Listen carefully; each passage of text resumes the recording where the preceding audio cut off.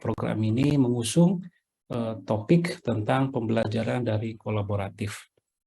Nah, tentu saja yang sangat perlu kita garis bawahi, Bapak Ibu, program ini harus sangat terkait dengan program pembelajaran yang sifatnya kolaboratif gitu.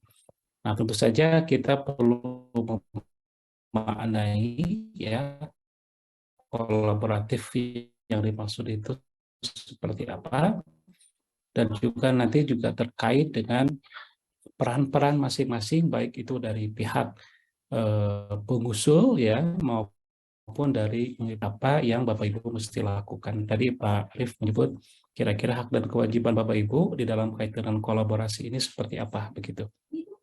Baik, yang pertama barangkali kami ingin sampaikan bahwa kenapa kita perlu menggunakan topik atau tema tentang kolaboratif ini ya atau kolaborasi ini begitu. Tentu tim pengembang PDK ini sudah memikirkan sejak awal begitu ya, kenapa kita mesti menggandengkan pembelajaran ini, hibah ini, daring ini dengan kolaborasi begitu Bapak Ibu ya. Dan ini memang memiliki beberapa reasoning, barangkali saya tidak perlu terlalu detail, saya pikir Bapak Ibu sudah sangat paham ya. Nah, yang pertama tentu ini didasari oleh adanya dasar kebijakan ya Bapak Ibu ya. Di dalam keputusan Menteri Pendidikan dan Kebudayaan Republik Indonesia, terutama nomor 3 tahun 2021, ini tentang indikator kinerja utama begitu ya. Nah, dari kebijakan mengenai IKU ini, kalau kita cermati di poin yang ke-7, bahwa pembelajaran yang diharapkan, direkomendasikan, dan bahkan dituntut oleh semua perguruan tinggi di Indonesia sesuai dengan standar dikti itu adalah pembelajaran yang kolaboratif dan partisipatif gitu. Nah, tentu saja Bapak Ibu ini juga harus kemudian terus dikembangkan baik dalam praktik pembelajaran seperti biasa maupun yang diusung dalam program hibah PDK ini begitu. Itu yang pertama barangkali Bapak Ibu ya, secara policy ini sangat inline begitu. Nah, kita coba perluas dalam konteks ini, tidak hanya nanti praktek pembelajarannya pun juga yang harus kolaboratif, tetapi juga nanti dalam perencanaannya, dalam implementasi, bahkan sampai pada evaluasi dan pelaporan pun juga harus kolaborasi antara mitra dengan pengusul gitu. Yang kedua memang kolaborasi ini secara teori Bapak Ibu ya juga banyak sekali dukungannya. Kalau kita cerita tentang 21st century skills ya atau century learning, ini memang yang namanya kolaborasi itu menjadi salah satu penekanan ya muatan pembelajaran yang harus kita lakukan. Kemudian kalau kita cerita tentang teorinya dari berbagai macam sumber, itu tidak diragukan lagi bahwa pembelajaran abad ini memang harus sangat kolaboratif dan partisipatif. Itu yang pertama.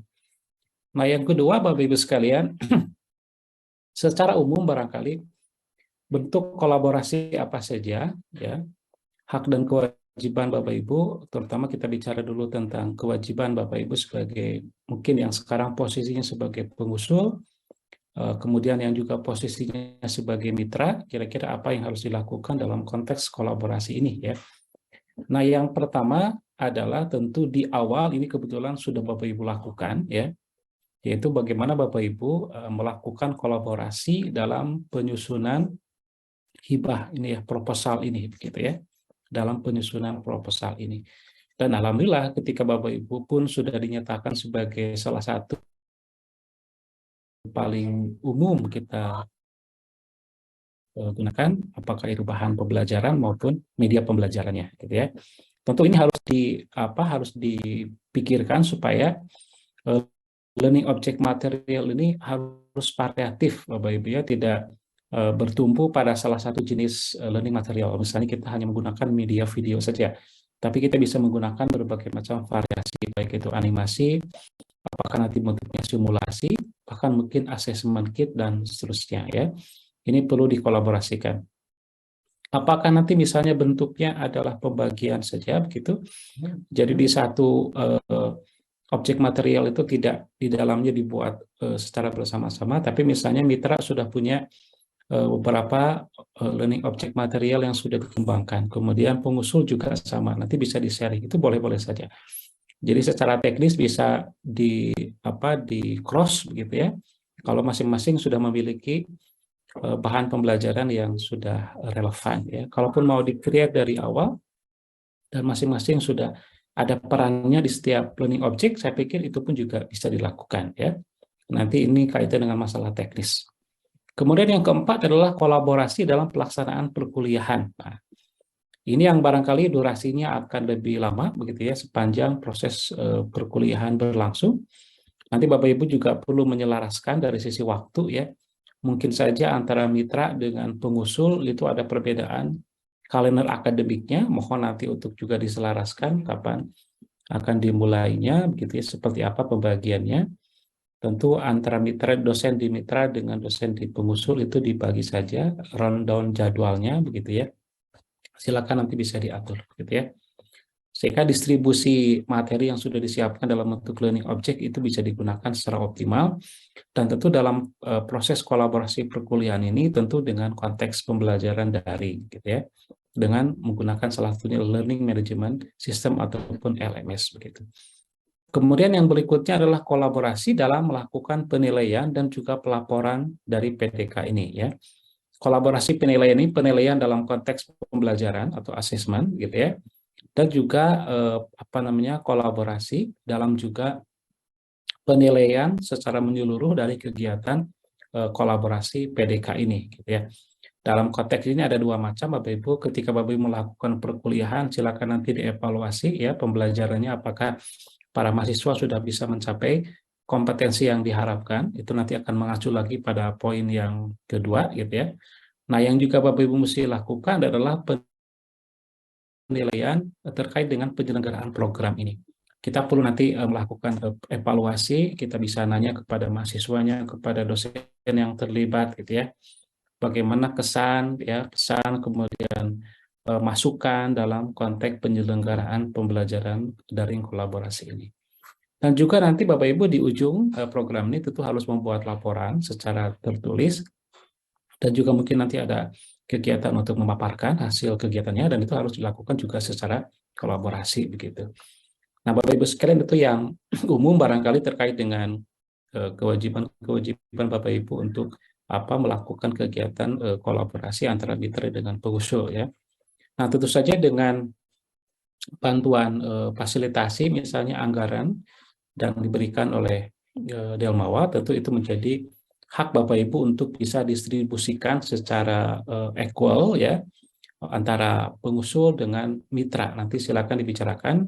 Tentu sudah dibuatkan juga rundown ya, penganggarannya dibuat secara optimal seperti itu. Nah, Bapak Ibu sekalian, terakhir barangkali itu bahwa saya perlu menyampaikan ini karena bagaimanapun juga penyelenggaraan kegiatan daring kolaboratif ini harus bisa mencapai capaian indikator kinerja utama yang itu menjadi kewajiban di setiap perguruan tinggi. Nah, nanti Bapak Ibu dalam proses implementasi pembelajarannya kan tentu mata kuliah yang sudah ditentukan ya. Nanti di masing-masing perguruan tinggi tentu akan menugaskan dosennya siapa yang akan mengajar. Tentu juga sekarang sudah ada tentu saja yang karena sudah tertuang di dalam proposalnya juga. Kalaupun nanti ada perubahan misalnya komposisi timnya juga masih memungkinkan untuk adanya perubahan gitu ya. Kemudian tentu mahasiswa melakukan registrasi di masing-masing perguruan tingginya. Kemudian di poin yang kedua tentu mereka akan melakukan kegiatan pembelajaran dari kolaborasinya.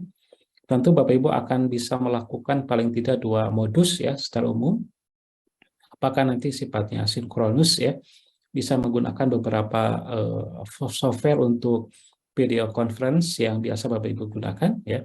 Kemudian juga untuk modus asinkronusnya tentu akan lebih optimal menggunakan learning management system. Apakah menggunakan SPADA itu juga sudah miliki di masing-masing perguruan tingginya begitu. Kemudian nanti di poin yang ketiga setelah itu akan dilakukan assessment di pertengahan maupun nanti di akhir untuk memastikan bahwa mahasiswa sudah bisa menguasai materi yang sudah disajikan. Kemudian tentu akan dikeluarkan nanti skor nilainya dari masing-masing perguruan tingginya. Kemudian setelah itu tentu harus bisa apakah nanti konteksnya dikonversi di mata kuliah yang Bapak Ibu miliki. Kalau ternyata mata kuliahnya sama ya di mitra maupun di pengusul, tentu tidak perlu melakukan konversi. Apabila memang ada perbedaan, tentu bisa diselaraskan dengan mata kuliah yang ada di masing-masing perguruan tingginya. Nah, tentu nanti secara berkala ini akan menjadi pelaporan kepada PD Dikti.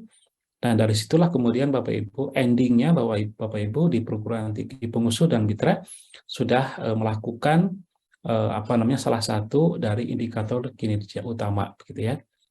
Itu juga poin yang juga penting tentu saja adalah di antaranya adalah IQ 7 ya, tentang pembelajaran partisipatif dan kolaboratif.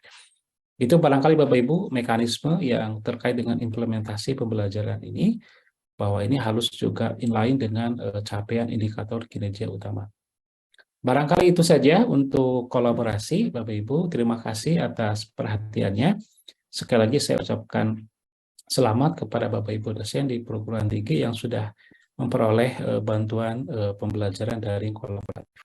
Terima kasih. Saya kembalikan kepada Mas Fajar. Assalamualaikum warahmatullahi wabarakatuh. Waalaikumsalam warahmatullahi wabarakatuh.